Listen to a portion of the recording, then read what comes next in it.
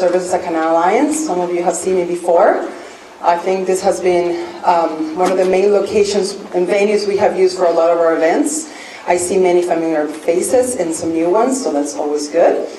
And today we're going to be talking about the impact of immigration enforcement and detention on immigrant families. This time I'm not going to be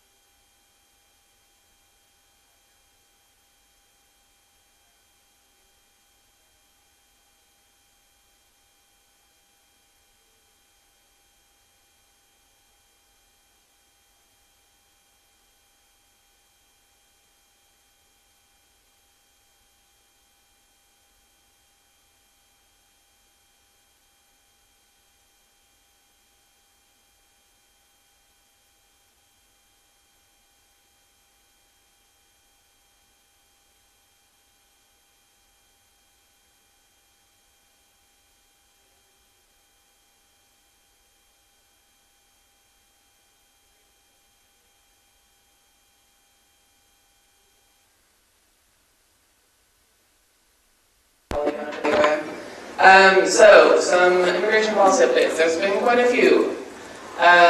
Perhaps several of you or some of you were in this room on September 5th when we made a presentation about what had happened with DACA, the cancellation of the DACA program that happened in September 5th.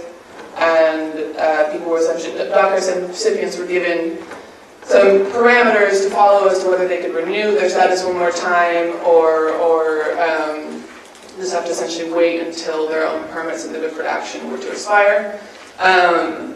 That decision has since been put on pause, essentially, by a court judge. A judge in San Francisco put an injunction on the cancellation of DACA, meaning that the government was then ordered to start accepting renewals of DACA once more. No initial DACAs are going to be accepted, just renewals, and the parameters of that are going to be, I'll talk about them briefly in the next slide. Also last year, the California Values Act was passed, signed into law. That went into place on January 1st. In November of last year, TPS, temporary protected status for Nicaragua, was canceled. For Honduras, it was extended, and then come January 8th, TPS for El Salvador was canceled as well. And so that is something that has been affecting both the Canal community that we live in, the large community in Santa Fe and Marin County, and then specifically our clients. We have over 240 Salvadoran clients with this status who we have to assist in a very short window of time. And then, so another date that has been up in the air for a while is March 5th. That was the deadline put by the Trump administration when they canceled DACA as to when Congress should come up with a fix for the DACA program. Once again, that deadline is now up in the air because of what happened a couple weeks ago. We don't know if people are if the March 5th is going to mean anything anymore. We just have to basically stay tuned to whatever comes out of the administration, whatever news is announced, and it's a very tricky situation, especially for the DACA recipients who are madly trying to get in their renewals so that they can hope to have another 2 years extension to their status here, and also are madly trying to advocate for a Clean Dream Act to get past their Congress. So those are a couple of brief updates. And something that I actually forgot to mention put on the slide was that a couple weeks ago there was an announcement or an article put out as a chronicle saying that there was an anonymous source within ICE, within Immigration and Customs Enforcement, had reported that there were going to be some massive raids centered around San Francisco and Northern California. And this news article has led to a huge upsurge in fear and panic because this one article has kind of morphed into rumors about ICE agents in hiding in the canal and Santa Fe looking for people to detain. And we just have been trying to tell the community, we have no confirmation of this happening so far. We haven't seen any of these massive raids that were reported. And in addition, this was just from an anonymous source. ICE has neither confirmed or denied. Our senators, Senator Feinstein and Senator Harris, have been trying to get ICE to say whether they're going to be doing this massive enforcement action or not. So that is yet another thing that is up in the air. We don't quite know what's going to happen. We're just trying to be as alert and ready as possible, providing know your rights information for as many people as we can so that they can try to prevent or try to protect themselves in the best way possible. So yes, TPS for El Salvador. We're highlighting this country specifically because we have over 240 clients who have the status. For those of you who don't know what TPS is, it's a status that is designated for certain countries that have had major natural disasters, things like hurricanes or earthquakes. For El Salvador, it was a major earthquake back in 2001, I believe. Also, countries suffering from civil strife. Syria has TPS right now, or it was designated as having TPS. So there are over 200,000 Salvadorans in the country right now who have TPS, and their status they've been told that they have until September 19th, 2019, September 9th, 2019, to essentially have this status until that date, arrange their things, and then leave the country. That is kind of the notice that was put out when this status was canceled for this country, as well as for Nicaragua. Haiti was also canceled for Haiti. So we have about 2 months, we have until March 19th to try to renew the TPS status for as many people whose status was canceled as possible, because they have sort of a window of these next 18 months where they can still have TPS, but they have to re-register in time, get their work permit again, get their status renewed. There's been a mad scramble at our offices because there's so many people who need this final protection before they try to figure out what happens next. And then, so going back to DACA renewals, as I mentioned, so the U.S. District Judge, William Alsop, he issued a nationwide injunction on this rescission of DACA, which forced the federal government to begin accepting DACA renewals. Once again, no DACA initials, although this is tricky because for certain people whose DACA had been expired for a certain amount of time, over a year, they have to file as if it was an initial DACA, but really they're renewing their status. So someone who has never had DACA ever, even if they were eligible or are eligible, they can not apply for an initial DACA. It's only renewals at this point. We've been trying to, as it says here, there's no current deadline, we've been trying to just see as many people as possible, because we don't know when this possibility, this window of renewals is going to be terminated. The federal government, in reaction to Judge Alsop's decision, has already filed a motion and has been petitioning the U.S. Supreme Court to have an expedited viewing of their case, and to basically say they want the Supreme Court to decide on DACA without going through all the different levels of the courts to get there. But this is, again, still in motion. We don't really know what's happening in terms of where it is, where it's going to be in a week. So we're just trying to, again, get as many people who are eligible for DACA renewals to renew with us as soon as possible. So, SB 54, the California Values Act. This is another big thing that was passed in the fall and when it took place January 1st. It essentially created, out of California, the nation's first ever sanctuary state. And what in broad terms, this was a policy to basically separate the enforcement power of local law enforcement, like state and local police and the sheriff, from the enforcement power of federal agents, which are ICE agents, people like that who enforce immigration law, which is federal law. So we are going to be talking further about this at an event on February 24th, which the information for that is on the final slide of this PowerPoint, but just in brief, some of the policies that SB 54 has put into place. Prohibit sharing personal information of individuals with ICE. So, for example, county police or local police officials being able to share private information of individuals with ICE has been prohibited by SB 54. Local law enforcement arrests of individuals for criminal violations of immigration law, except for some specific convictions. And there's a whole list of crimes that go into this, so it gets complicated once you get to certain crimes. And then joint task forces is something else that's been prohibited except for certain situations that don't have to do with immigration enforcement. So an example would be, for Centerville Police Department working with ICE, not because of an immigration infraction, but because of something to do with cartels or gangs or something like that isn't specifically immigration related. And then another thing that probably affects many of the people in this room is the safe space provisions, which basically takes the idea of the Safe Locations Memo, which was something published back in 2011 or 2012, basically saying that ICE would not carry out enforcement actions in places of worship, schools, hospitals, and certain other designated locations. The safe space provision makes this a legal part of SB 54, in that immigration enforcement should avoid going on into these places, into these locations to carry out immigration enforcement, and specific places, public schools, courthouses, and health facilities are required by law to adopt this policy.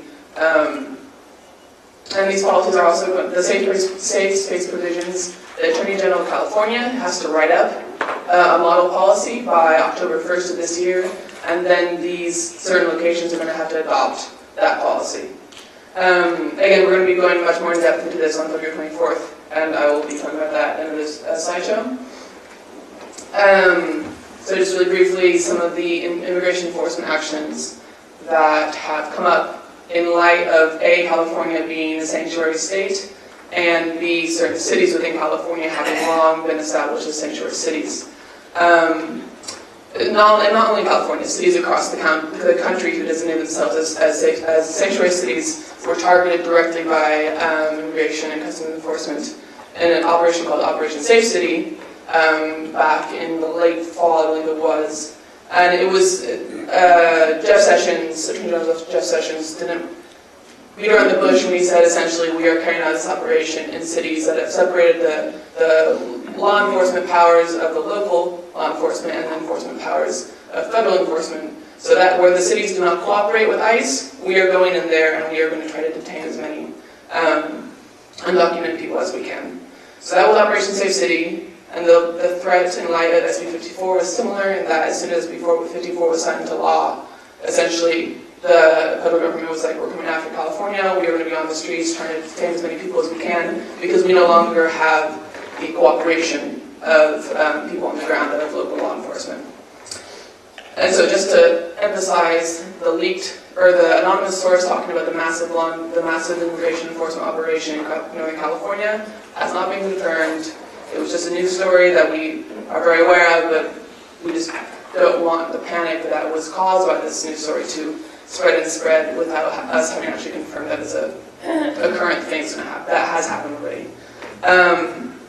And something that actually Jessica asked me to go over briefly today was the question of whether or not ICE would be affected by a government shutdown. So the shutdown that recently happened, and if I think the deadline was February 8th for the next stopgap bill to be put into play for the budget. If there's another shutdown then, ICE is considered one of the essential functions of our government, and so would therefore not be affected by a shutdown. It means essentially they might get a more limited capacity. Yeah, but maybe less people on the ground, but they will still be functioning. So just try to remember that. So really briefly again, I know I'm going really fast. I want you guys to ask a few questions at the end of my section before we move on to Hannah. Know your rights. I'm sure at this point many people in this room have seen some sort of version of this information. The booklets that I had everyone grab is something that we developed that was started with this information, with the Know Your Rights information, and kind of morphed into having a comprehensive guide for immigrants living in Marin that have to do with Know Your Rights and the preparedness, local resources, things like that. And so we produced these books in English and Spanish, and I started bringing them to presentations, to events, and just trying to get the word out as much as possible. On the back of the booklets, there's also the Marin Rapid Response hotline number. And this number is for people to call in the case of witnessing or hearing or experiencing immigration enforcement. And the Marin Rapid Response Network will go into play. They'll send legal observers to whatever is happening after confirming if it actually is happening. And the Marin Rapid Response Network is also a great place for you guys for those who are interested to volunteer, but that will be touched upon at the end. So, briefly, know your rights. The most important things that everyone in this country, regardless of their immigration status, have the right to do. The first one is the right to remain silent. You do not have to respond to the questions of an immigration official without having previously spoken to your attorney, or if you don't want to speak to them, or anything. So you have the right to remain silent, and this is something that's very important because one of the ways that ICE detains people is by getting them to admit that they were not born in this country, or that they do not have legal status in this country. And it's kind of a tricky, they try to trick people into basically admitting this, and that is them enough cause to perhaps bring someone into detention when they do not actually have a warrant for that person's detention. So the right to remain silent is really important.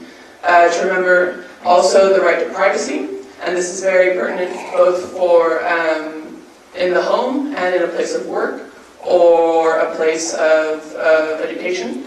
So basically a federal immigration official needs a warrant signed by a federal judge in order to enter somewhere without the express consent of the person whose property that is. So in the context of a home, this is basically, do not open the door. If someone knocks on your door at 4 in the morning and says, open up with the police, do not open the door. If they have a warrant, if they have the right kind of warrant that permits them to enter this property, they will come in even if you leave the door closed. So, and the likelihood of ICE agent having this warrant is about 1% of the time. It's very unlikely because it has to do with major crimes. And so having this kind of warrant is very difficult for an ICE agent to have, and most of the time they will just try to get someone to open the door for them and therefore give them permission. In the question? I do. So wait, like... Yeah, I got an answer. Yeah. And so the right to privacy in the place of work and education, I want to talk about more in depth on the next slide because that's very pertinent to the situation right now. Another really important thing to know is that everyone has the right to not sign anything that they do not understand, that is not written in their own language, or without having already consulted with an attorney. So this is more in the context of someone who's already been detained and is in a detention center and is being questioned by ICE. And so then an ICE officer comes up and says, here, this is a piece of paper, we just need you to sign it. You know, this is just sign it, please. Do not sign that piece of paper. Because if you don't understand it, you might be signing your own deportation order. If you have not already consulted with your own attorney, it's just not a good idea to sign something before talking to your attorney, or if you don't understand what is written on the page. And the last thing to really emphasize is everyone has the right to an attorney.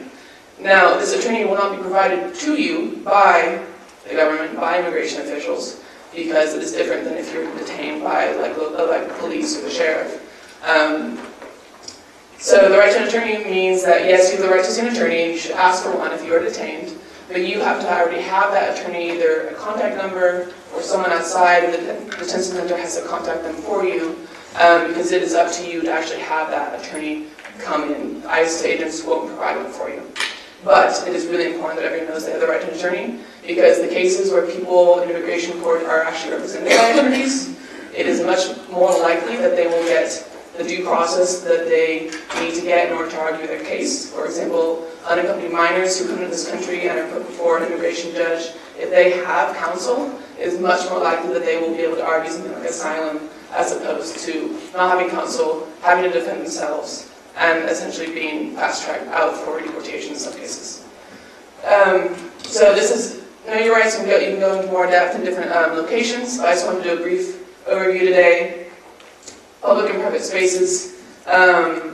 This is the Fourth Amendment right to unwarranted searches and seizures. And in places like, so as I said, at home, just keep the door closed, but in places where it's more ambiguous what is private and what is public, one way to think about it is that at a place like a school, for example, where there might be open spaces without walls or without doors that are considered school property, if this is a place that perhaps someone from the general public would look suspicious walking around, like if you're at a school and you see someone walking on the school and you're like, they shouldn't be in that place, that's a good way of considering that as a private place, that is the school's property, and that someone needs a reason to be there. And if it's a federal immigration agent, they need a warrant to be there.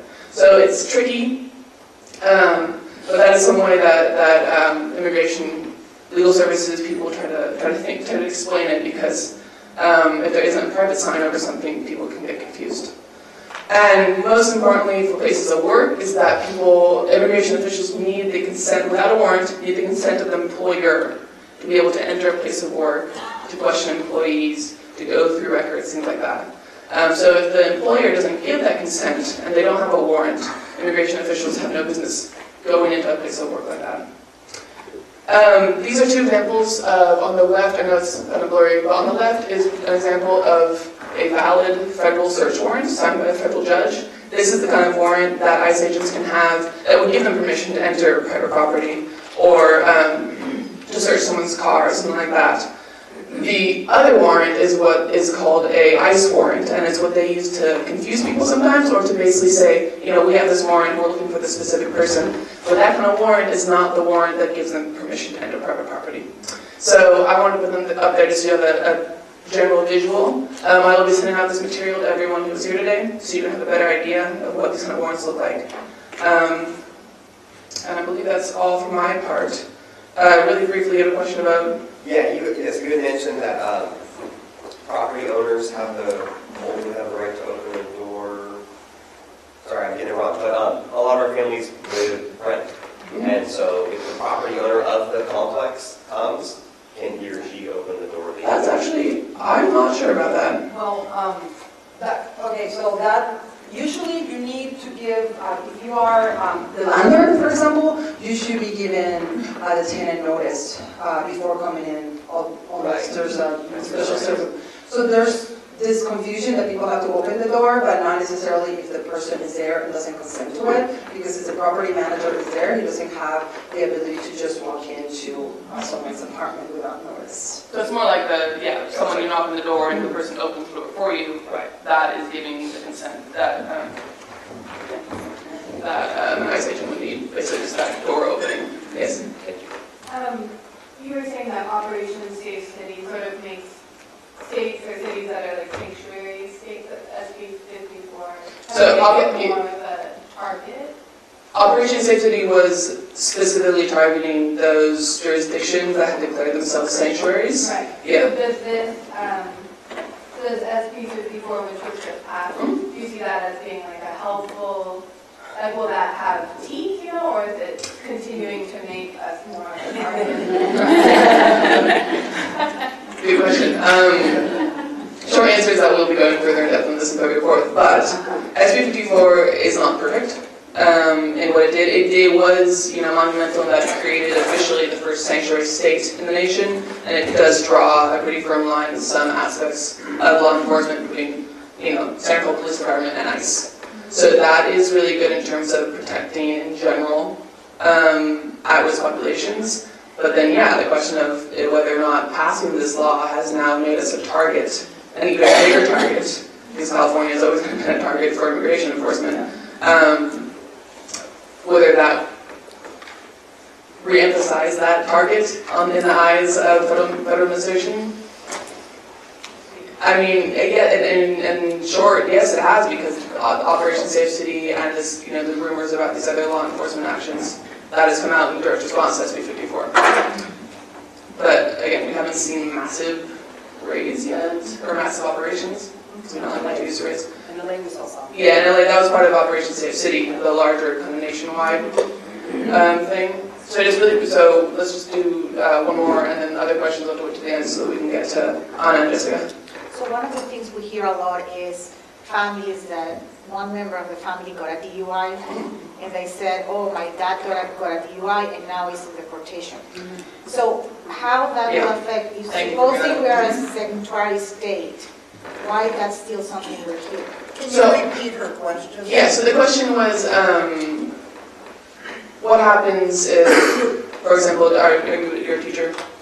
I work with this. Yeah, so for example, like a young person comes up and says, my dad had a DUI and now he's in deportation proceedings. How does that happen, and how can that happen in some place like a sanctuary state? So the cause of that is the jail to detention center pipeline.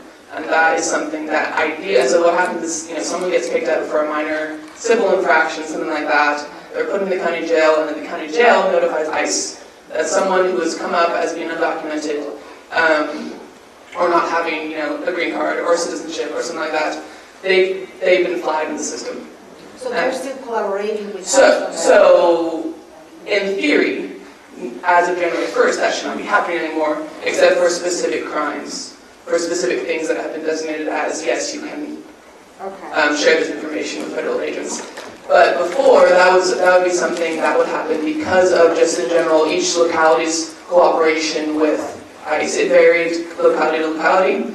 We do know what happens in the Marin County Jail, or happened. Again, we have to establish what's going to happen with SB 54's implementation. But that pipeline is how all these minor infractions lead to potentially years in detention centers, because people are picked up, put into the pipeline, and then just sit in a detention center without due process to getting counsel or getting before an immigration judge. Yeah, that's a really good question. So I'm going to hand it over now to Ana Tafoya. Sorry. I'm going to introduce Anna. Okay. So you guys want to hand it over to Ana Tafoya? Yeah, sorry, because I think it would be great to know a little bit about why the reason and the opportunity of this presentation is to have a little bit of an understanding on how people can avoid detention in the first place, because that's really important to know, and also clarify some of those excellent questions, which is people that are detained in the United States inside are most of the time because of contact with law enforcement. So that is the main reason why people within the United States get detained. And it could be a very minor infraction such as a UI or a DUI or anything else. So it doesn't really matter how serious the crime is. The truth is that because of secure communities, people, when they get fingerprinted and they get arrested, there's a flag, and there's what is called an ICE hold or ICE detainee. We can go into that more in the event that we're going to be doing. But that's why the context of Sarah's presentation is exactly to understand why it is important to know, to avoid being detained in the first place. And the other issue that we faced a lot with families is exactly what happened. Like somebody gets detained, a family member, right? And what happens to the other parent? What happens to the children? What is the consequences of that detention on families? And one of the things, for example, that we know now is that trauma for families of people that have been detained is one of the forefront issues when we talk about incarceration and detention. And that is affecting our families directly, either because they were detained when they came in or because they were detained when they're in the United States. And that's why Ana Tafoya's work is so important. She is the Family Resource Manager at the Canal Alliance, and she's been working with families for over 5 years and has helped them through this process. So whereas rapid response, and we're going to talk a little bit about that at the end, whereas rapid response is the way to actually get in and try to avoid someone's detention, and a group of people will try to avoid that. We have a hotline. What happens next? What happens when that person has been detained? How can we support them? Not everybody's going to be a legal observer, but a lot of people can actually help families that are going through court. Maybe they're not in detention, but they have to show up in immigration court, and so how can we help them? And that's when the accompaniment and solidarity comes in, and that's where Ana is going to be talking to you about.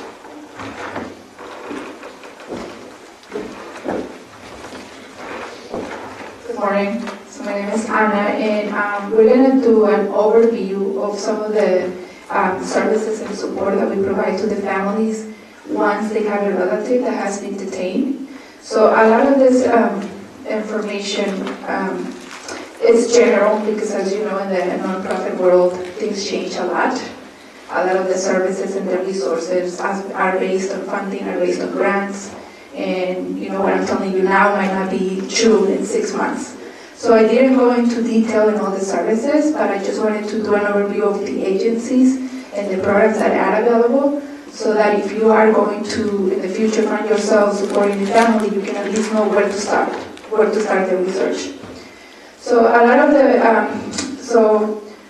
in our Family Resources Program, there is three and a half case managers, case workers. So, and currently most of our work isn't focused on people whose relatives have been detained here. Like most of our clients, the majority of them are people who have a relative detained at the border. But the reason, like Lucia mentioned, and Sarah has gone over, one of the reasons for this training is that, you know, the threats that have been out there of a future, you know, massive ICE enforcement. In which case, 3.5 of us would not be able to respond, and wouldn't be enough.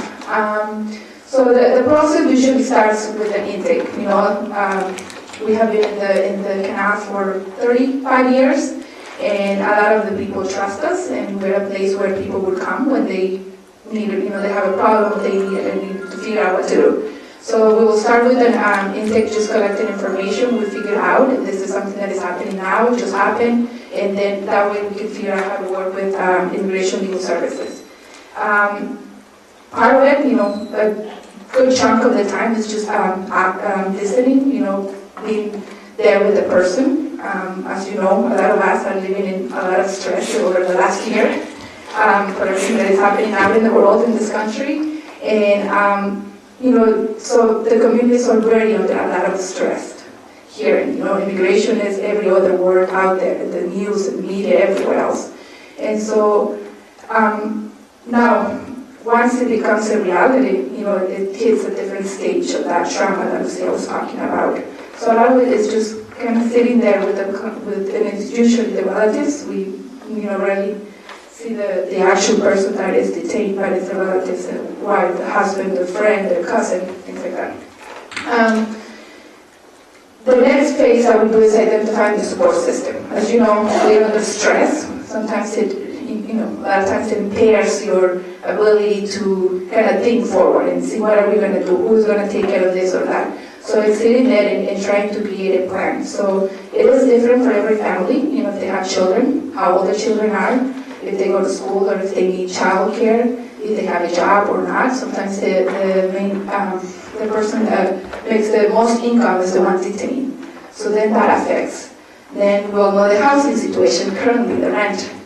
So it's trying to figure that out and asking those questions, saying, okay, so if you keep working, who's going to take care of your child? Have you identified someone who's there? Who's going to pick them up for school? Things like that.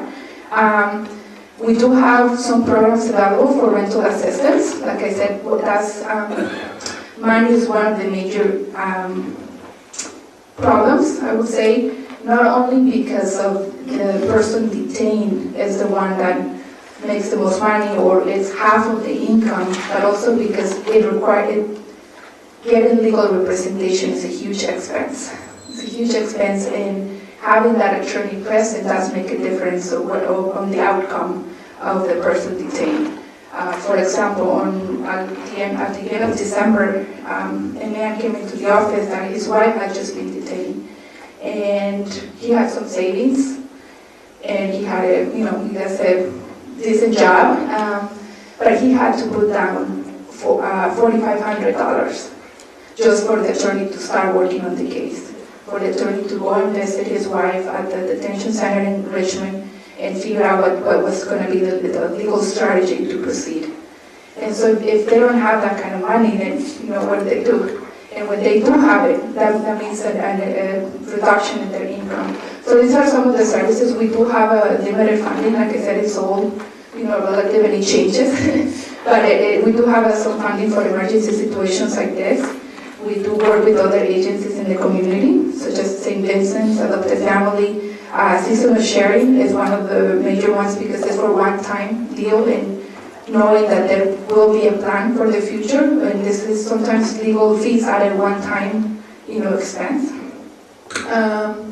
Their church, friends, trying to figure out where is the money going to come from. Because one is the legal fees, and the other is if the person does qualify for a bond, then there is an additional expense. Some of the food pantries that are available in the community, I also listed them because these are free food, no requirements or anything. But, and they have remained fairly steady, like they haven't changed much in the last couple of years, I would say. Public benefits, we also think about public benefits as an option, but as you might understand, there is a lot of distrust from the government at this point. So many of the families do not apply for public benefits, at least not at the first time or second time. It's something that is progressing. And because they don't want to give any more information to the government, or they think that it might affect their case negatively. So that it's just, trying to explain that's not the case, but still let them choose, let them decide when they're ready to apply. Again, depending on what their case is and where they are detained, is just finding out where they are, what's the name number, how we can get them to deposit money for the person to be able to communicate with their relatives, or to send the money for them to be able to eat there. Let's see. I think I have that.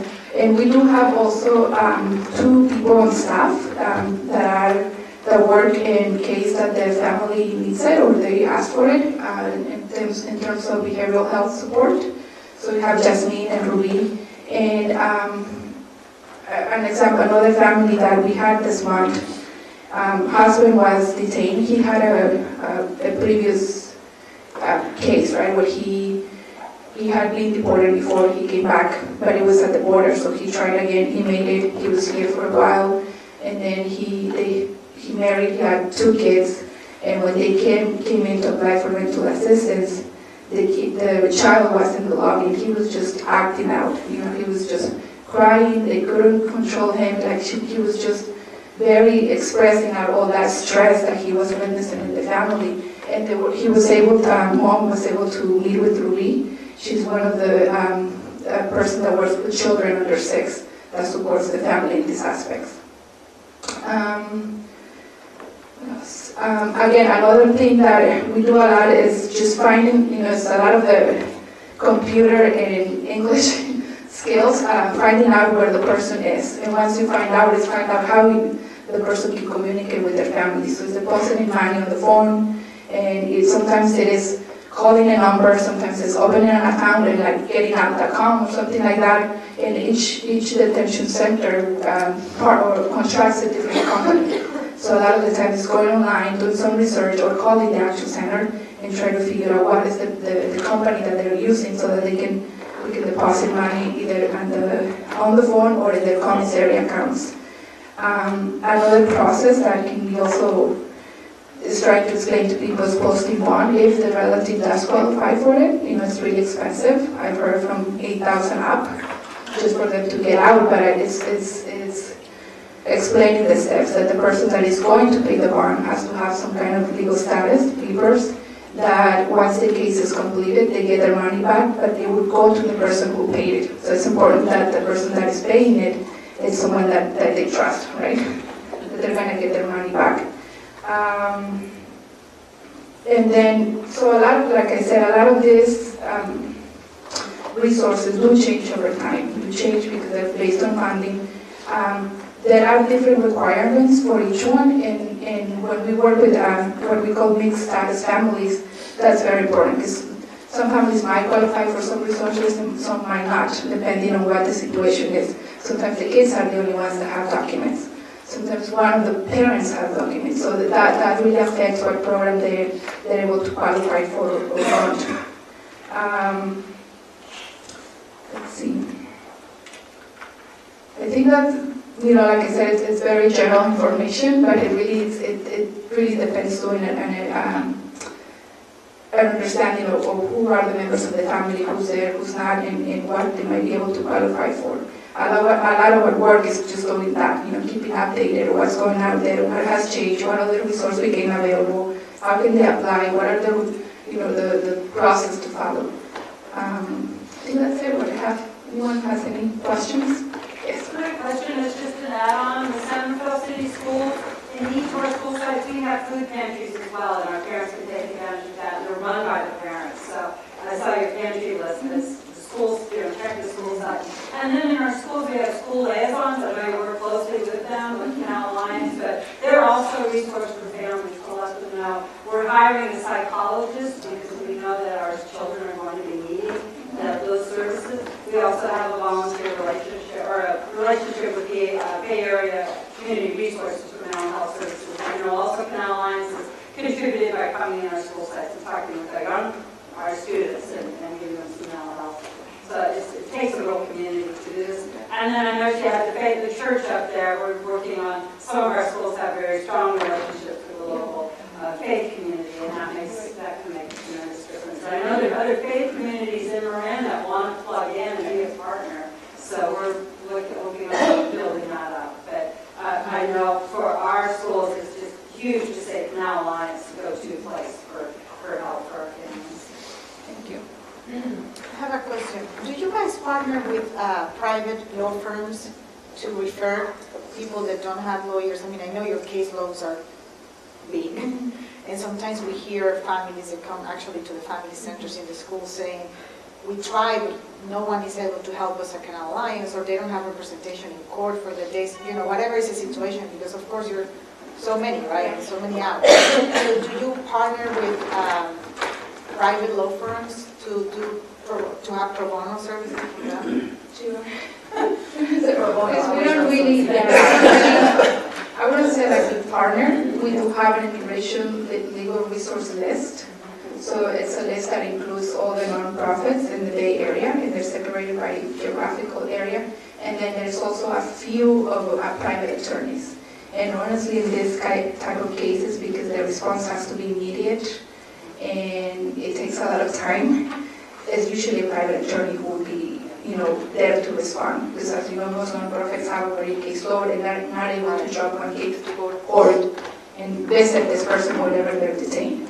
Some of the people are taken to UA detention, so it takes some time just to get there. So usually anyone who is going to get legal representation when they're detained, it will be private. And we do have some suggestions, but we do not, they don't get a discount or anything like But that. they are, I mean, my husband is a lawyer, and I know at their firm, he has partners that actually do this for free. They take like 1 case, 2 cases a year. That's why I'm asking, and it's a very, you know, that's why I'm asking. And I don't know if it's specific for when they're detained in the border or asylum cases. Yeah. Yes. Thank you, Ana, thank you so much. Yeah, this is a question that we get quite often, and I would be happy to refer people to resources, specifically attorneys that want to volunteer.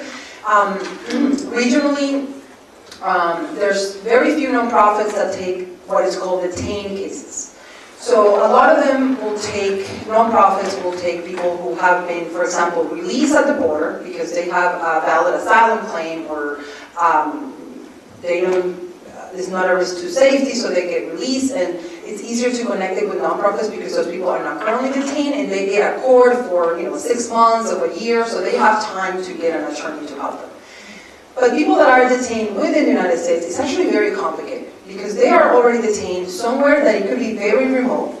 And detention cases take a lot of time from attorneys. So there's very few nonprofits that do that. But we do have a connection with a Social Justice Collaborative, who's an attorney. We have a part-time attorney who's coming to Canal Lines 2 days a week. And at least we can provide them with a referral. They may or may not take the case because they have their own criteria. But at least they do take some detention cases. And they took one very recently.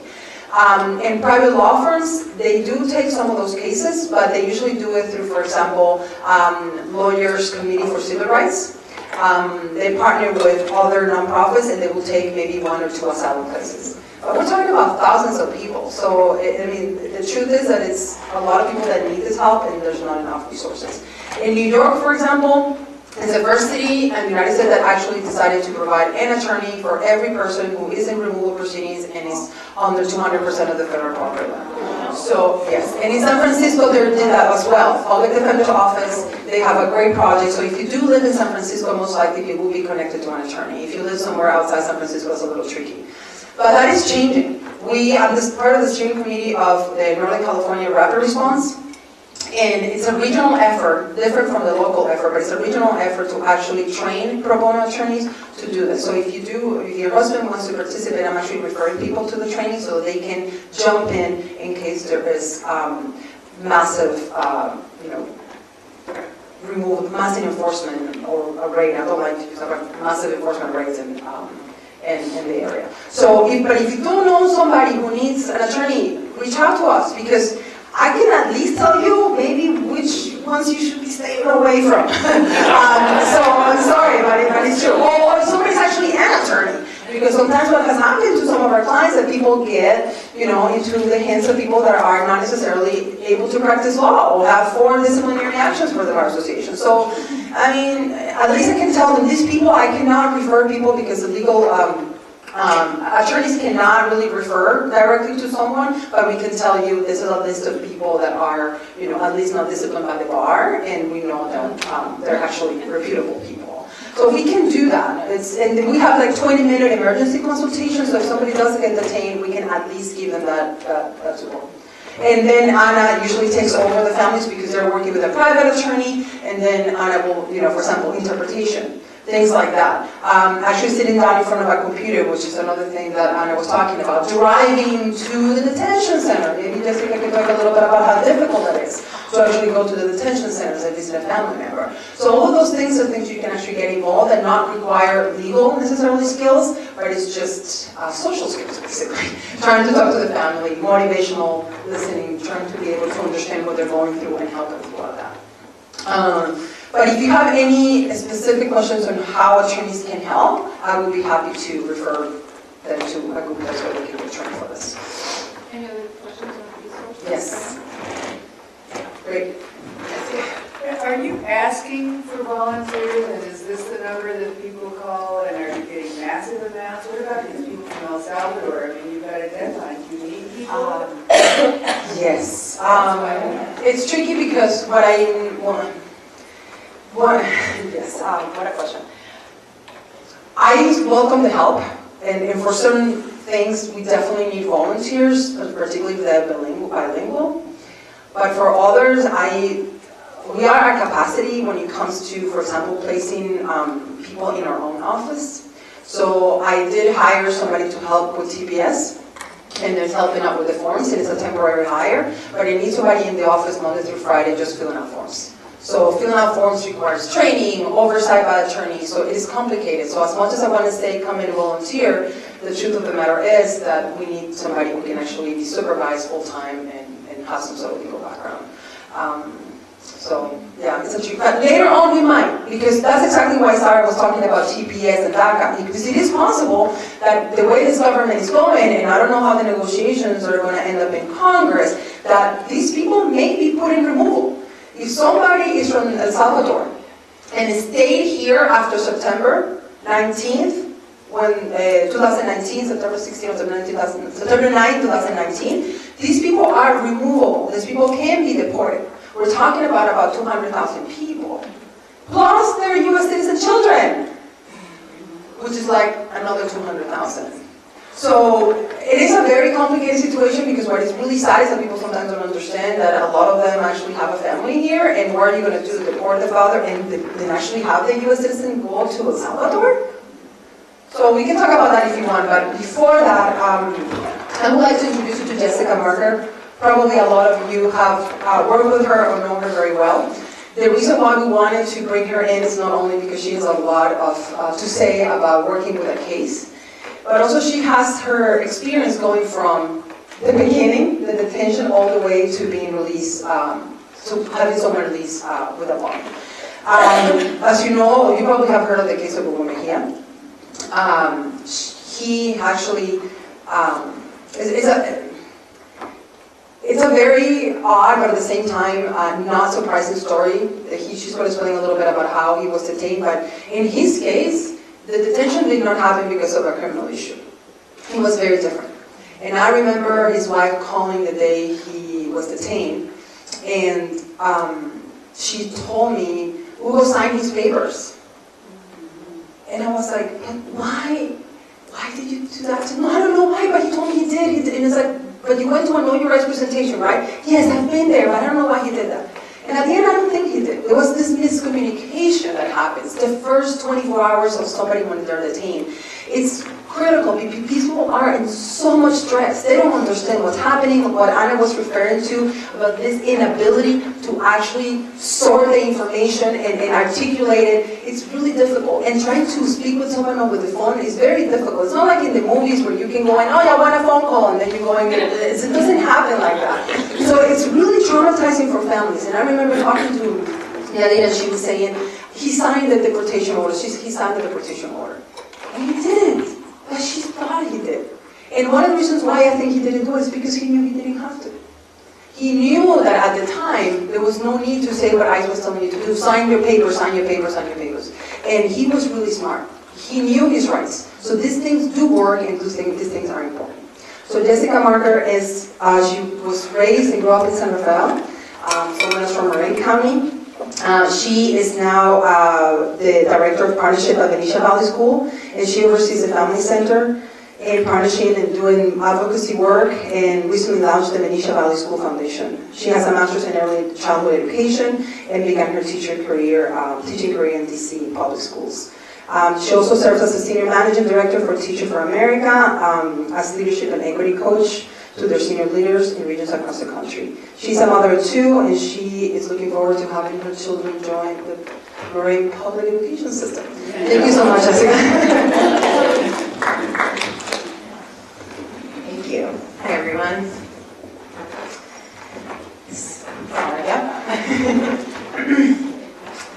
So this is Hugo Mejia. Some important things to know about Hugo.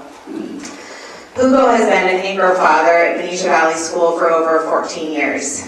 He's married with 3 children, one who's currently a senior, one who's a junior, and one who is a 5th grader at Benicia Valley. He's a tax-paying and contributing member of the San Rafael community. He's lived here with his family for over 17 years. He's an expert in drywall and has had a crystal clean criminal record. Hugo first tried to come to the country in 2001 when he was turned around at the border and a deportation order was put on his file. He crossed again the following year successfully and began his productive life here in the United States and is one of our fellow community members. On May 3rd, 2017, he woke up early to begin a new job at Travis Air Force Base building a new hospital there. When he was asked to produce a social security number and could not, they decided to call ICE and he was arrested a few hours later. The deportation order that was on Hugo's file from 2001 had triggered a process that we know as an expedited deportation, meaning that ICE doesn't need to follow the regular protocols when they arrest somebody, such as your right to a hearing in front of a judge or due process. Rather, he can be deported immediately. He was taken to a general population correctional facility in Elk Grove, California, where he was given a different colored jumpsuit and told that deportations happen on Tuesdays and Thursdays. It was a Wednesday. When I was called into the school to meet with his wife, Yadira, I tried from that initial moment to operate with two guiding principles. One, to always follow Hugo and Yadira's lead. They set the tone and the strategy for which I would just follow. And two, was to ask for help. A lot of help, and to be really clear and direct in the ways that I asked for help. So we learned quickly that Hugo did not sign deportation papers, but he had two options. One would be to sign the deportation paperwork, or two would be that we would contact the media, we would rally the community, and we would fight for his right for a bond hearing. Hugo and Yadira talked, and they chose option two, so we got to work. We focused on three strategies. One, advocacy work, two, community organizing, and three, financial stability. So for advocacy. Our advocacy began with the purpose of getting Hugo a bond hearing, and there were two ways that we might be able to make that happen. The first was get ICE to agree to grant him that hearing in front of the judge. These days, ICE has growing discretion in terms of what they do, and David Jennings, who's the field officer for ICE in San Francisco, easily could have just said, I'm going to give Hugo his due process and he can have a bond hearing. And so strategy one would be the community putting enough pressure on David Jennings to say, I will do that, I will give him his bond hearing. The second way that Hugo could get a bond hearing is if he remained in detention for 6 months, that would then legally qualify him for a bond hearing. So we began trying to mobilize our community to put enough pressure on ICE so that they would use their discretion properly. And the ways that our advocacy initially formed around that strategy was first contacting Representative Jared Huffman. And he and his team were just all in. Like never wavered on their support of the Mejia family, never wavered on their support of our school community. He lifted Hugo's narrative in a really important way in the media for other representatives throughout the state of California. He introduced a private bill on Hugo's behalf to try to further the protections from deportation and offer a route for Hugo towards a green card. He also kept the political pressure on ICE really strong. He met with David Jennings in person, he met with the Director of Homeland Security, he met with the Department of Justice and other representatives to personally discuss this case. I really can't emphasize what a proud constituent Jared Huffman made me through this case and the fact that he's still heavily engaged in it and working with other families and community members outside of Jared Huffman's district, knowing that that representation is not standard and what Jared Huffman has been able to provide the Mejia family and would be willing to provide anybody, any of his constituents, is actually quite different, was very humbling. Second important thing that we were able to do in terms of advocacy was just my own position at the school, which is funded from a private it was funded from a private grant, but it allowed a staff member at the school to devote a ton of time and energy and skill into the type of advocacy work necessary to do on behalf of a family. And I also had just the full unconditional support of my principal, Juan Rodriguez, to spend the time here. We initially, within the first 24 hours of the detention, circulated a petition, and we were able to generate 1,500 signatures in 36 hours and get those to ICE. We had community members making hundreds of phone calls, writing individual letters of support. I remained in constant communication with Hugo's legal team and brought every conversation back to Yadira so that her family and I were understanding the same things and ensuring that she remained in the captain's chair in terms of the strategy moving forward.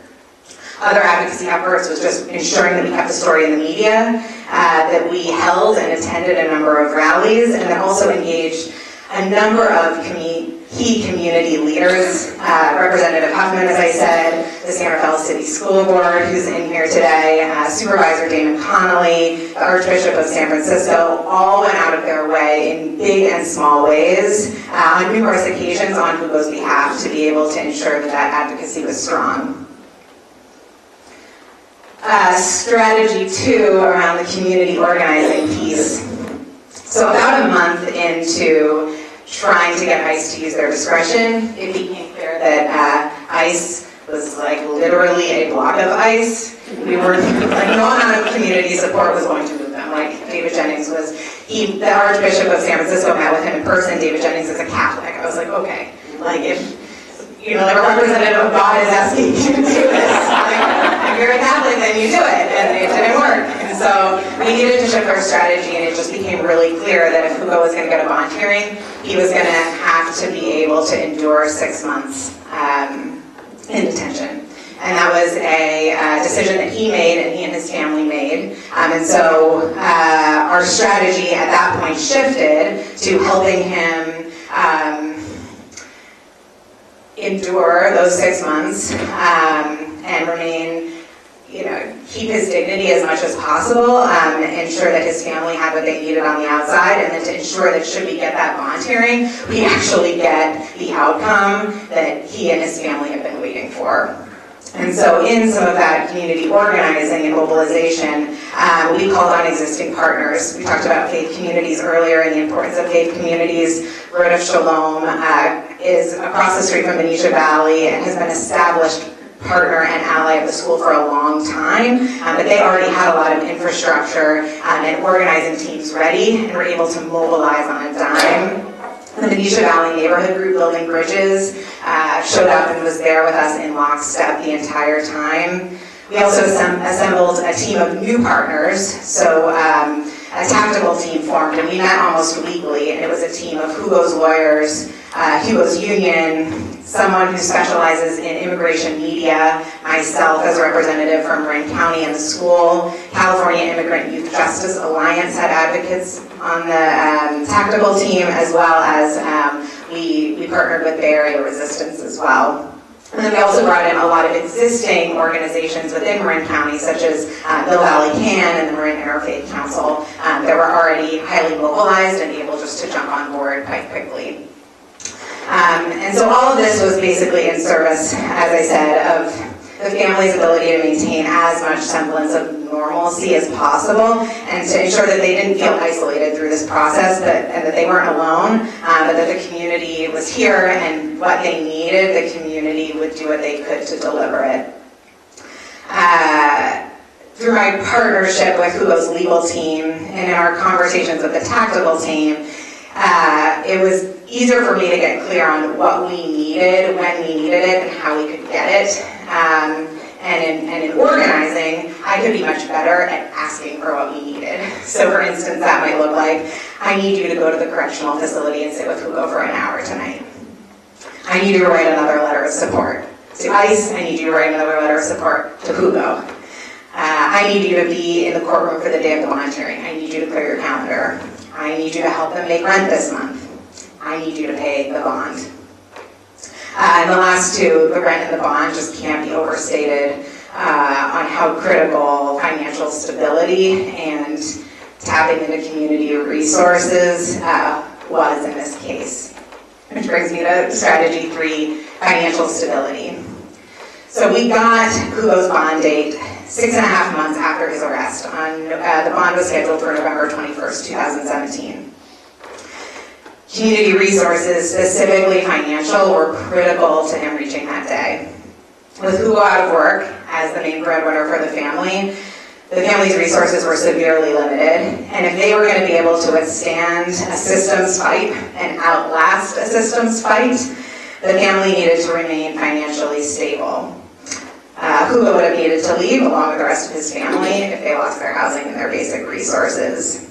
And fortunately, the community rose up around the Mejia family, and we were able to help them meet their monthly rent, have food to eat, pay the exorbitant amount of expenses to the correctional facility just for Hugo to have enough food to eat and be able to be in contact with his family over the course of that time, and so much more. But on November 21st, in the courtroom, when the judge said that she decided to release Hugo on $15,000 bond due to the tremendous outpouring of community support, the community was organized, and we were able to pay that $15,000 bond just hours later and get him home that night, right in time for Thanksgiving. Things I learned along this process.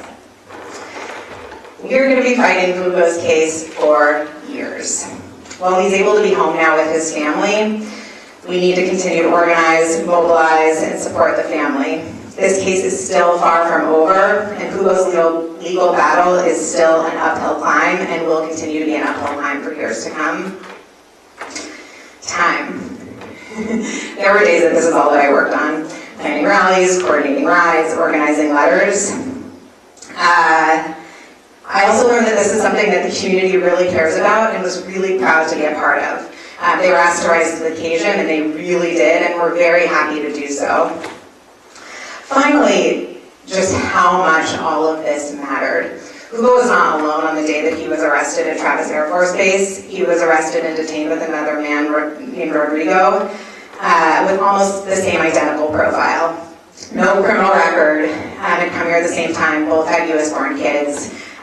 But Rodrigo did not have access to the advocacy, organizing, or financial stability that Hugo did.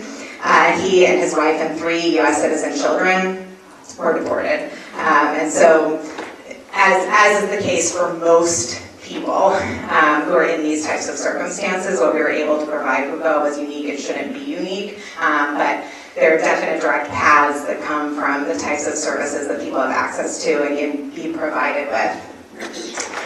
So what's next?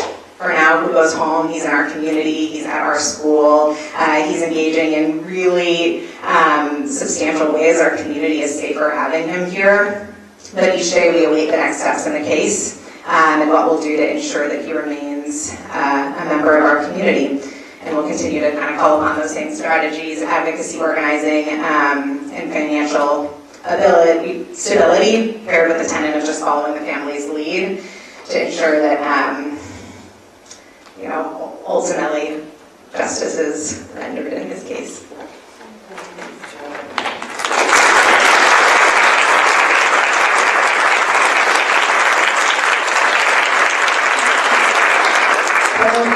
Questions for Jessica.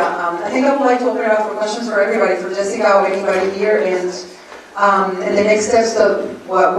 We have 15 minutes, so maybe we open it up for 5-minute questions in case somebody, and then we're going to talk about how people can get involved, because there's actually specific actions that you can take today to become involved and help families like the Mejia family or all the families as well. But I'm going to open it up to a couple questions. Sorry, she was first. Yes. How would it impact your work and the situation in Marin if Marin had universal representation like San Francisco or New York? Wow. She asked if what would happen if Marin County will have universal representation like New York. Well, that would be a miracle. I feel like at this point we're so stretched thin with resources that would mean a lot. I don't know how much politicians will be on board with this, or how much the county, but it will mean the world to families like Hugo Mejia's family and other families. I can tell you, we don't see the tensions every day as of today, but we do see probably the ones that come to Canal Lines about 2 times a month. So, and not all cases are sympathetic as Hugo Mejia's case. So something I want to say, Hugo is an absolutely extraordinary gentleman and his family is absolutely wonderful. But a lot of our clients that come to us may have had a minor, offense or may have a DUI. And what I also want to stress out is these families are obviously worthy of our support.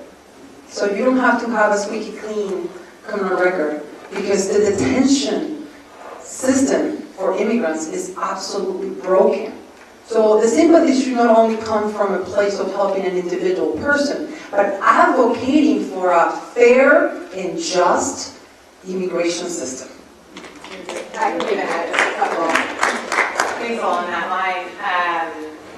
Yes, no matter who you are, everybody makes mistakes and everybody has a right to due process and have their dignity remain intact. But in talking with Hugo about the conditions that he endured over the 6 months that he was in detention, he saw people having their shoulders dislocated to get a signature for deportation paper. Right now, actually, I don't even think, he was saying that you don't even need a signature, you can get a thumbprint. And so if they can literally get your thumb on a pad, that works as a deportation order. And, there's social hierarchy in prisons and in jails. And even if you are not a criminal, in Hugo's case, you're still one of the lowest ranking members. He had his meals fit in, just right, like you guys were held back to get that bond hearing, and the ways that your dignity is stripped in that type of environment is really horrific. Thank you for sharing that. Yes, one more thing, and then we'll go into next steps, and maybe it's to serve a few more minutes for all the reflections and comments. Yes. Now, just in hindsight, and as some advice, would it have been possible, now we know how they operate, when Hugo was asked for a social security number at a military installation, could he have just turned around and walked away? Because he wasn't under arrest, they didn't have anything on him. You waited for hours for ICE to show up. If anyone else is in that situation, wouldn't it be best to turn around and walk away? On hindsight, of course. But he has to work and provide for his family. Probably that didn't even come to mind that he was in a federal facility, in a federal building. I don't know what his mind process, but I am not even sure he really connected the dots. A lot of people don't even know they're in a federal facility. I mean, there's a lot of federal places and federal buildings around here. So, I mean, we can think about it, and it could be a recommendation moving forward. Like, if you are in a federal building, make sure you don't provide identification. For example, you should not be showing up to USCIS if you don't have to, right?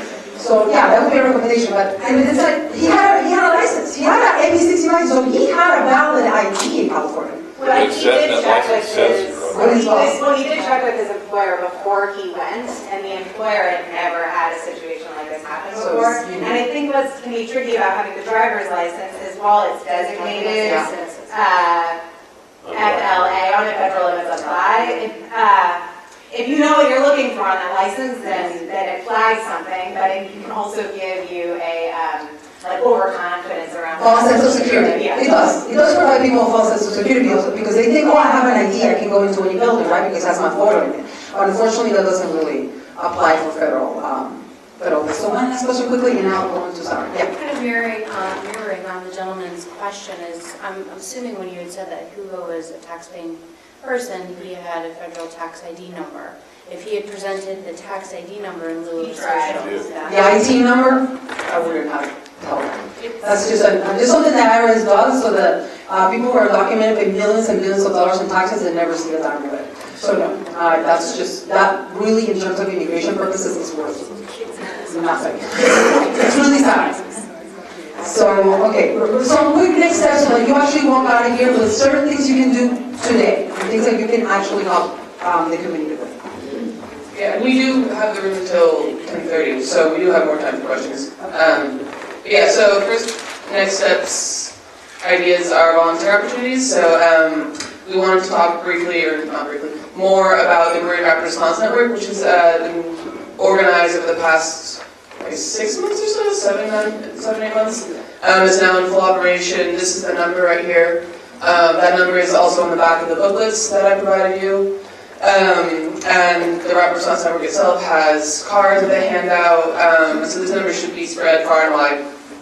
Because as I mentioned earlier, what they do is essentially provide the rapid response to a immigration enforcement action taking place that's been reported by someone calling the hotline.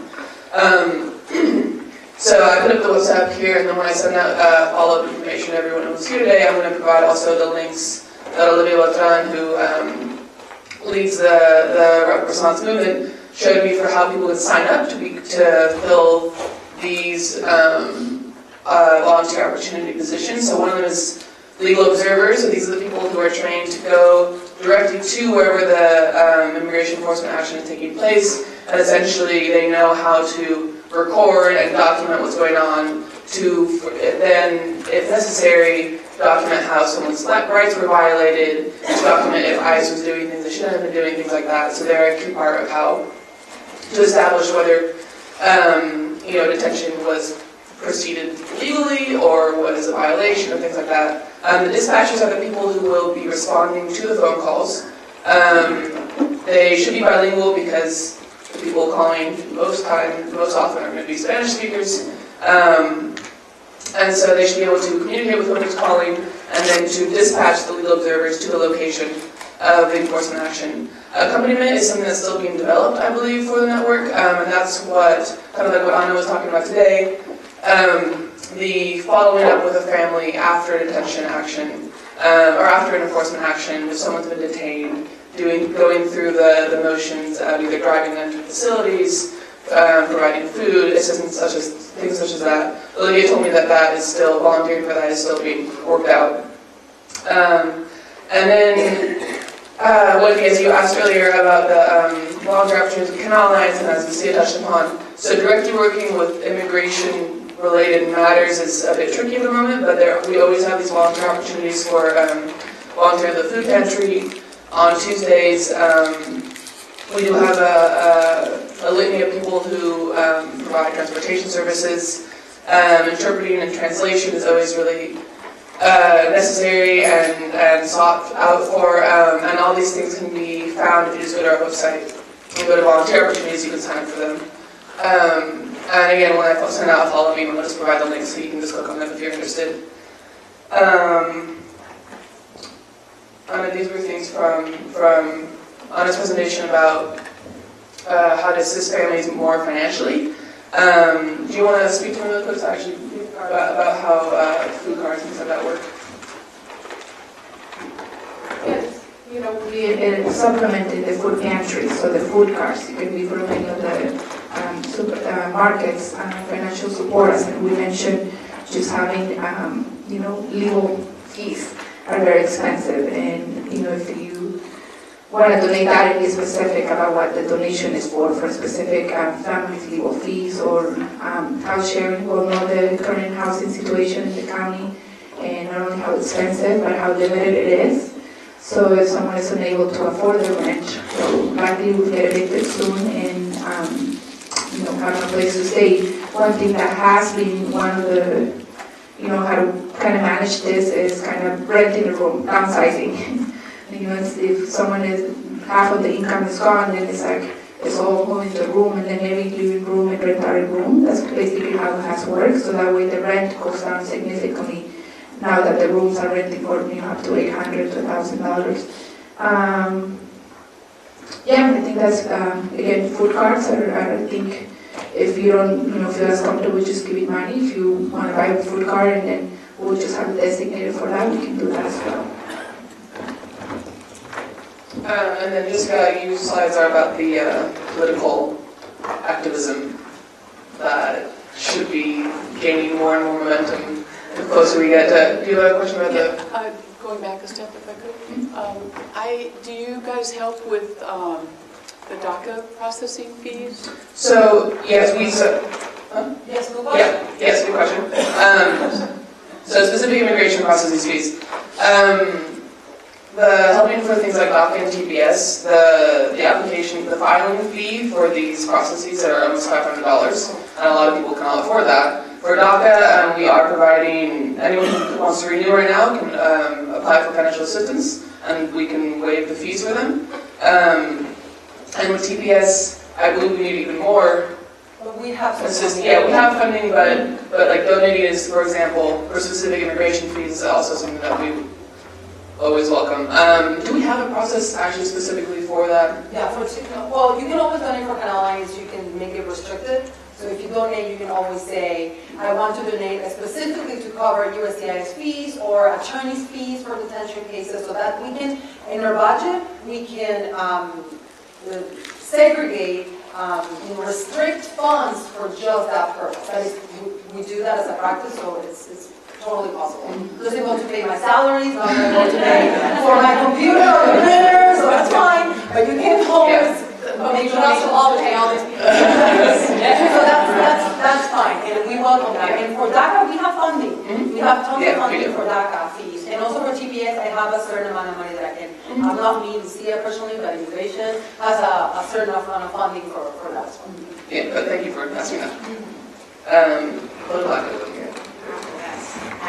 One way, a really important way for us all to make a difference this year is in 279 days from 2018 midterm elections, and how those go is really going to impact the immigrant community and all of us. And so kind of following the same strategies around advocacy, organizing, and finances, you can kind of follow that same thing here. This is what's up. This was at stake in 279 days. And if we're not already all working towards this, we should leave here and be prepared to be, because it's big and it's not going to come easy. 33 U.S. Senate seats, the entire House of Representatives, all 36 governor's offices, and a huge chunk of redistricting that's going to happen in 2021 is going to be determined by this year's midyear elections. How we can influence that, take your time. If you don't already have your congressperson, your senators, your state officials saved into your phone, save them into your phone. They're all in my phone. I call them frequently. And things that we can walk out of here today, right now, is to call our senators and congressperson and demand that they pass a clean bill to protect the Dreamers. In California, we typically have representatives that are aligned to the values I'm assuming that we share by nature of being in this room together, but they still need to hear that we need a clear Dream Act. They still need to hear where we stand and what we're asking of them and what we're demanding of them. So please make sure that you're engaging in that way. Let's call our mayor and governor to tell them to fight back against the efforts in the Justice Department to intimidate our city and state. And there's a lot of volunteering that we can do in swing districts that are close to us, where it really will matter how we're spending our time and resources. Making donations, it's really going to matter. There's some organizations that you can think about doing it, or contributing to races that we care about, and then also bringing our networks into the conversation. Yes, I just wanted to make a plug for another opportunity to get involved as a volunteer. It's an organization called Civic, and they provide, for example, they operate a visitation program at the West County Detention Facility, which is in Richmond, and the people that visit detainees there are trained, and it's an active program. Civic also provides a hotline for a number of detention facilities around the country. And that hotline is staffed by volunteers, and I'm one of them. In fact, we're going to be partnering with the Southern Poverty Law Center to begin taking some calls from some additional jails in the South. So Civic is always looking for volunteers for visitation programs, hotline volunteers. I'm also a writer for Civic. They have a storytelling section of their website. In fact, I interviewed Hugo and posted an article on the Civic website. So their website is endisolation.org. So it's an advocate, hotline volunteer, visitation program. There's lots of other ways to get involved to help immigrants in detention. And I'll include that website on the listening resources that I sent out. Great, thank you, it's a great resource. Well, I'd like to add also the Democratic Legislative Campaign Committee. We're now working in the states, and that's where the redistricting is going to be decided in 2 years. And that's how the Koch brothers got us. They took over a lot of secretaries of state And secondly, the Republican congressman that we've targeted in Marin is Tom McClintock in Roseville and Placerville, and we're going to be blocking precincts up there and calling there. So that's the guy that we specifically are going to try to knock out with using the resources here in Marin. Hi, my name is Michelle Garcia. I'm with Congressman Huffman's office. I can't speak to your advocacy work in terms of campaigns. I can let you know our office is here to support. Many of you know me, I speak that day. I see a lot of people that I recognize in this room from my career in the schools. Here is my card. You can contact me. We can answer questions on immigration. We can also help advocate, like we did with Hugo, on behalf of constituents who are being detained and answer general questions. Under the law, it's important to know CPS, though it's been rescinded, there's a couple important things. The NAACP is now suing the Department of Homeland Security regarding Trump's colorful comments about Haiti, and that with CPS for El Salvador, which is a huge population here in Marin, there is opportunity for people to renew their work permits. I think they have it from January 18th to March 9th, I think, 19th to renew their work permits. So it's very important that people renew those work permits and not go back into the shadows, and that they are here and able to work legally in the United States. Here's my cards. Canal Alliance has our ICE advocacy forum, so does Benicia Valley, and I asked them as well, and we can spread those going well. And I am now taking over immigration lead for our office here in San Francisco.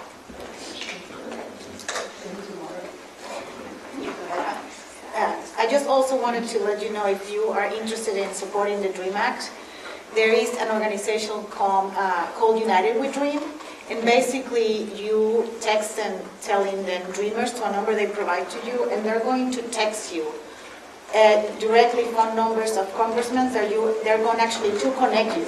Your phone will ring, and it's the congressman office, and you leave your message, and it's all over the country, because we know in California we're supporting Dreamers.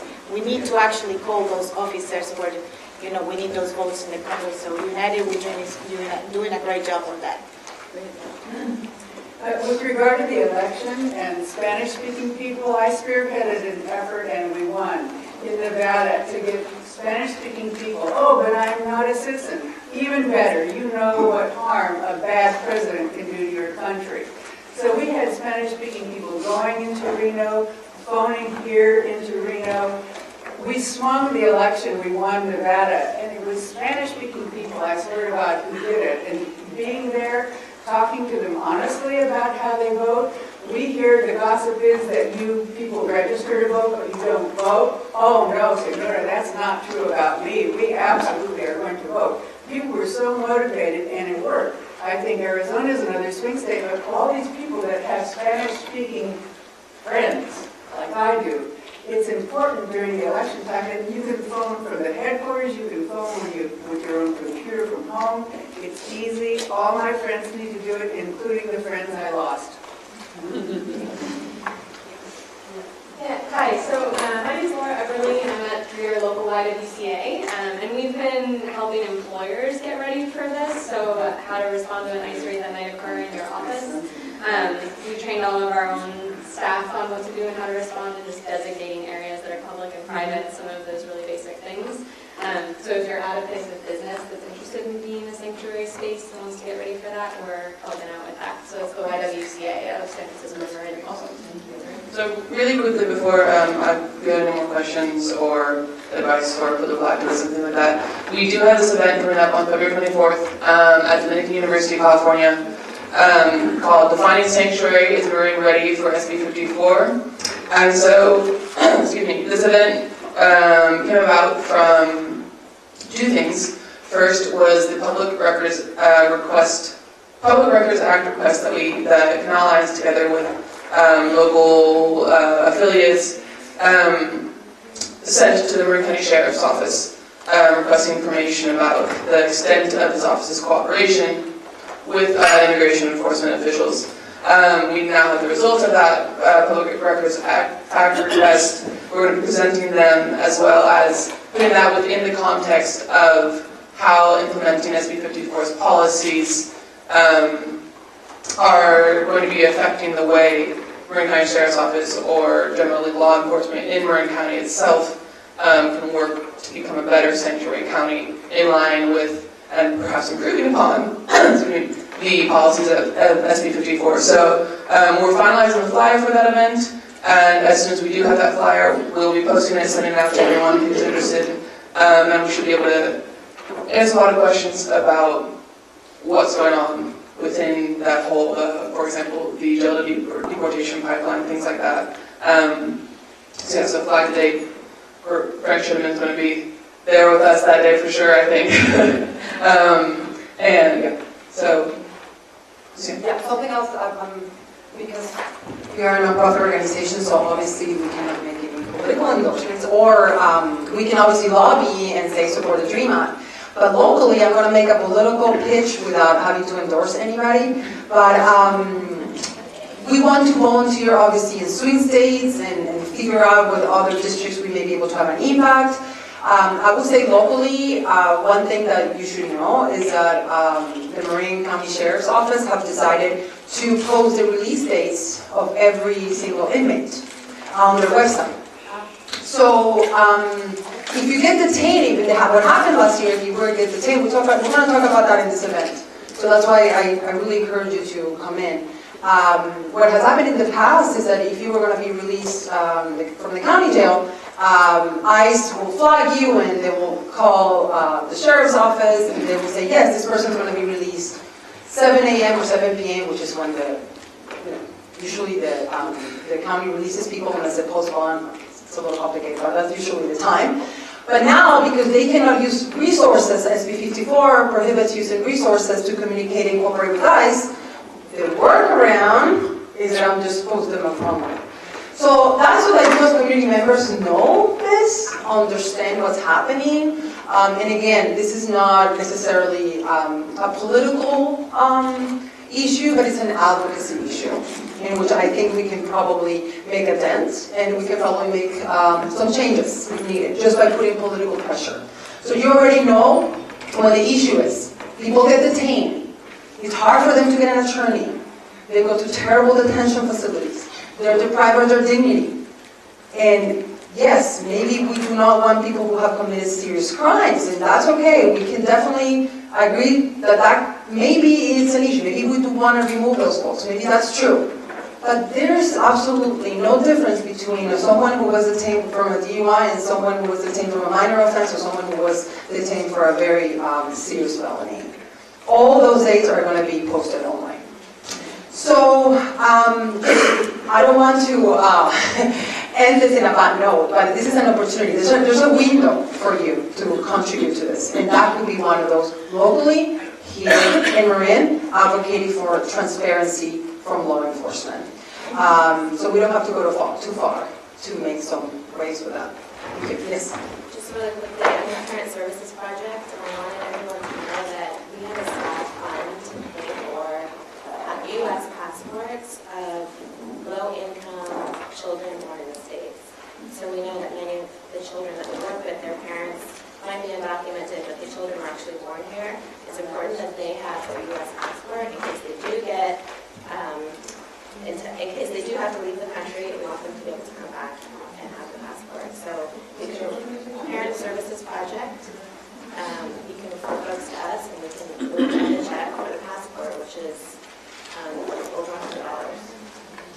That's actually very important. Thank you for bringing that up because I wasn't aware. So that's actually excellent. Excellent. The Parent Services Project is one of our partner organizations. Are very close to the Canal Line, so I'm very glad that you have those funds. Thank you so much. Thank you. Yes, yes.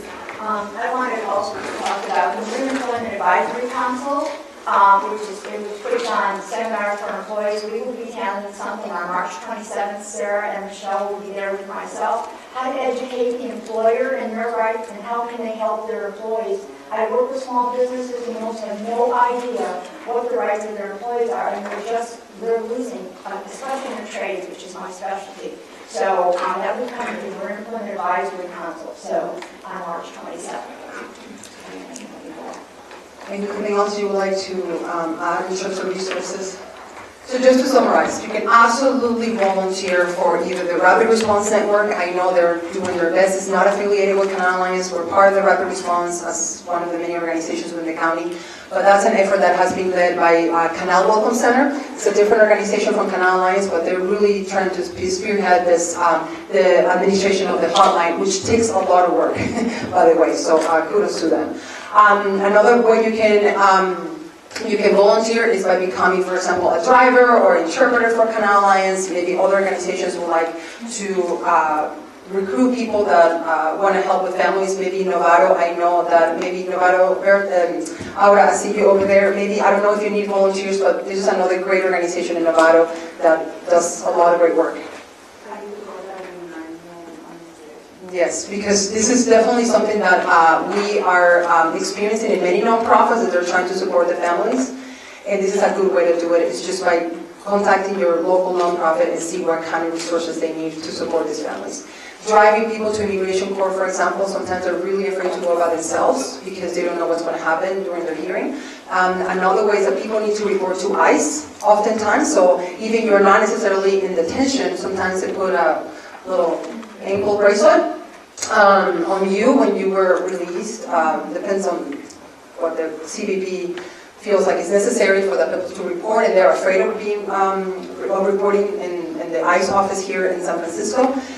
You can also, Civic is a great organization. One of the board members, Grisel Ruiz, is a staff attorney from ILRC, and she's going to be the one speaking at the event. And I know there's a lot of work that have been developed with bail and bonds. So as you know, right now in California, we're trying to fight really hard tooth and nail with the bond industry, because a lot of people cannot afford bail when they're in jail, and it's worse for immigrants, for example, because if they are not released very quickly from jail, that's when ICE can get you. Whereas if you post bond really quickly for a DUI or a minor offense, then ICE is going to have a little bit of a harder time trying to get you.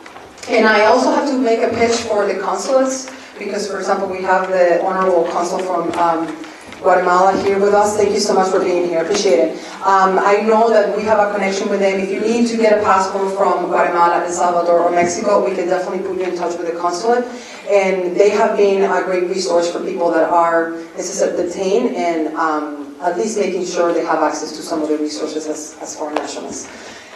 And just going back to the example of somebody who I mentioned is part of our community and spent their time as a teacher, and she has not necessarily been everywhere outspoken about what happened to her when she went to internment encampment. But if you don't want to volunteer, if you feel like this is not for you, if you don't have the financial means to do it, if you feel that this is not an area you want to advocate, not everybody was born to do political activism. But I think you can make a really, really important change, especially in children's lives, that we have seen have been touched by trauma so much. And I know a lot of you do this on a daily basis, and I'm actually very happy to know that as psychologists or somebody in council is going to be participating in the schools. I have seen firsthand what this has done to children, even if the parents have not been detained, just the fear of separation. So in your everyday lives, try to work with the empathy and the compassion that a lot of our children in the community deserve. We feel sometimes that children may be acting out, children may be traumatized, and I just encourage you to see this, perhaps not as an opportunity to be a political activist, but to understand the effects that this type of situations have in people's lives. There have been a variety of people that have spoken today about the agencies that they work with and what they do, but it goes so quickly that you can't write it down. We will provide that. So, the person here, right here, she is the person responsible for emailing everybody. If you sign in at the front, please make sure you have your email, because she's going to share the slide, and she's going to share the information not only for the organizations you have heard here, like Civic, Parent Services Project, Canal Alliance, the schools, the consulates actually may be a very handy resource for you to have, and she will do that. So if she doesn't do that, let me know, because she reports to me. Any other questions? And the booklet also has. The information, the booklets also, do you pick up on the booklets? Perfect. So the booklets have some of that information, but the civic, for example, is not there. Parent Services Project is not there either. So definitely there's more places where people can get this information. And there's also an envelope that we have to get the list of documents that people can have, so they prepare. We didn't talk too much about family preparedness today because we have done that in other presentations. But these envelopes right here, we actually are printing more because they're there, we're running out.